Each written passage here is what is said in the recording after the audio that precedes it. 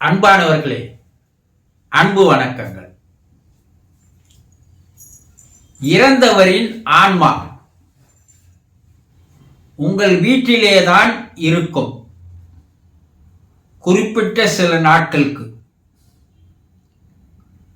உடலை விட்டு உயிர் வெளியேறினாலும் கூட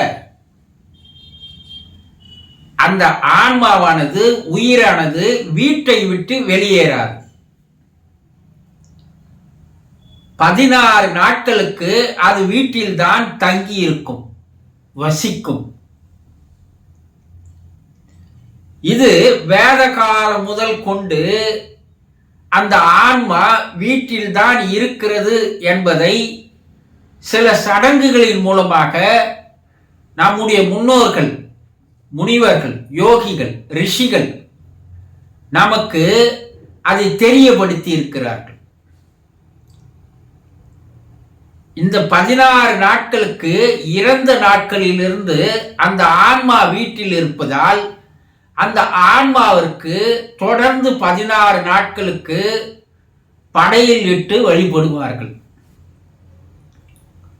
அந்த உறவினர்கள், சொந்தக்காரர்கள், இரத்த சம்பந்தப்பட்டவர்கள் ஒவ்வொரு நாளைக்கு ஒவ்வொருவர் வந்து, அந்த குடும்பத்தினர் வந்து அந்த ஆன்மா சாந்தி அடைவதற்காக அவர்கள் அந்த வீட்டில், இறந்தவர் வீட்டில் வந்து சடங்குகளை செய்வார்கள்.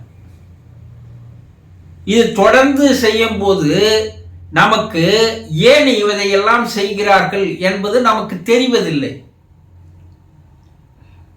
ஆனால் அந்த ஆன்மா எல்லோரும், அந்த இரத்த சம்பந்தப்பட்டவர்கள், உறவினர்கள் எல்லோரும் அந்த ஆன்மாவை சாந்தி அடைவதற்காக இந்த சடங்குகளை 14 16 நாட்களுக்கு அதை செய்வார்கள்.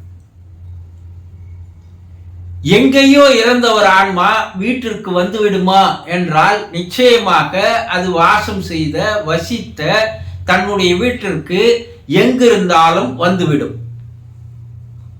உடல்தான் அங்கேயே கிடக்குமே தவிர ஆன்மா வீட்டை தேடி வந்துவிடும். நாம் வளர்க்கின்ற பிராணிகளை எடுத்துட்டு போய் எங்கேயோ விட்டா கூட அது மறுபடியும் நம் வீட்டை தேடி வந்து விடுவது போல, ஒரு புறாவை எங்கேயோ பல கிலோமீட்டர்கள் தொலைவில் எடுத்து போய் விட்டாலும் மறுபடியும் அது எத்தனை நாட்கள் ஆனாலும் மறுபடியும் நம்முடைய வீட்டிற்கு வந்து விடுகிறது இல்லையா? இந்த உயிரின ஜீவராசிகளை கூட பல ஆயிரம் மடங்கு மோப்ப சக்தி உடையது ஆன்மாவாகும். அப்போ 14 16 நாட்களுக்கு இறந்தவர் யாரோ அவர் அவருடைய வீட்டிலேயே தான் தங்கி இருப்பார்கள். இதில் எந்த விதமான சந்தேகமும் தேவையில்லை. 16வது நாளில் அவருடைய ஆன்மா அந்த வீட்டை விட்டு வெளியேறி செல்வதற்காக சில சடங்குகளை செய்வார்கள். அதை காரியம் என்று சொல்லுவார்கள். அந்த சடங்கை முறைப்படி செய்தால் அந்த ஆன்மா அந்த குடும்ப உறுப்பினர்களிடம் இருந்த அந்த அன்பின் காரணமாக,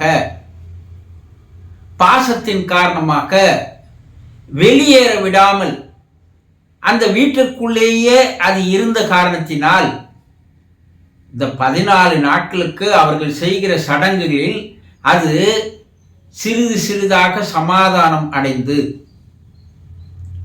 தான் இறந்து விட்டோம் என்பதை அப்போதுதான் அது உண்மையாக புரிந்து கொள்கிறது, தெரிந்து கொள்கிறது. அதுவரைக்கும் அந்த ஆன்மா தான் இறந்ததை நம்புவதில்லை. தனக்கு தொடர்ந்து நாளுக்கு நாள் சடங்குகளை செய்யும் போது அது ஒரு தெளிவுக்கு வருகிறது.